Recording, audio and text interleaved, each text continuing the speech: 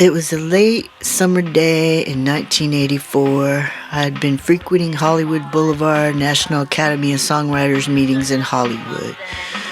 One day, while waiting for the elevator, I was approached by a guy in the hall after a bit of small talk about music. He said, "There's someone I'd like you to meet. Follow me." I followed him to an office of Kim Fowley, which I was told to be the founder, manager, producer of Joan Jett and the Runaways, which I'd been a big fan of.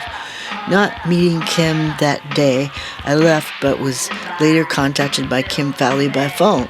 Kim had a very unique presence and communication style, one that commands respect and ensues a compelling desire to be guided through facades to the truth by his prior lifelong experience as an artist, musician, founder, manager, producer on the Hollywood scene. I remember Kim would rattle off his achievements like a daily to-do list. He was also just hilarious with his artful depictions of artists, images, musicians, life, people in general.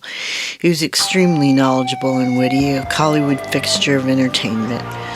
He advised me with his $1-a-minute reality sessions. He was incredibly insightful at reading my original song lyrics and helping me realize the types of guitar gods I needed to complete my journey as a solo artist. He'd say some of my work was dark and tortured and describe my then outfit as if I'd dressed for a heroine wedding. Black lace, wraparound belts, mini skirts, lace stockings, and snakeskin heeled boots. He'd go on and on, warning me to stay out of the sun, preserve youthfulness, told me to eat healthy and exercise. After a few consultations, I felt a strong desire for him to produce my tracks, especially since he understood and saw so vividly with artistic vision beyond anyone I'd ever encountered. For the first time, I felt heard and understood in my life as a creative being.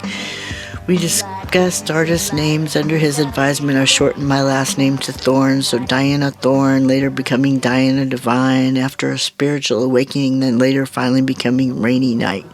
In 1987, I flew to Washington, D.C. area to Kensington, Maryland to meet Kim and his engineer, where he was working in a private studio. It was there Kim, mentor and protege, and I produced an EP including Hard Up, Under My Skin, Colorado River, and Sacrifice. Songs were handpicked by Kim. I did rewrites and additions to my lyrics at night while recording in the afternoons that week. The production went very well. Kim Fowley taught me how to co-produce that week. I loved the industrial, slightly goth touch he brought to Hard Up and Under My Skin tracks, and the edgy alternative vibe on Sacrifice, and the dark harmonies he encouraged I do on Colorado River. Kim wrote an outrageous bio for me, referring to me, artistically speaking, as a replicated daughter version of Lou Reed and Patti Smith type singer-songwriter. Kim Fowley left us 6 years ago, gone but not forgotten. Kim was a rock and roll genius and prodigy I was lucky to know and cross musical paths with.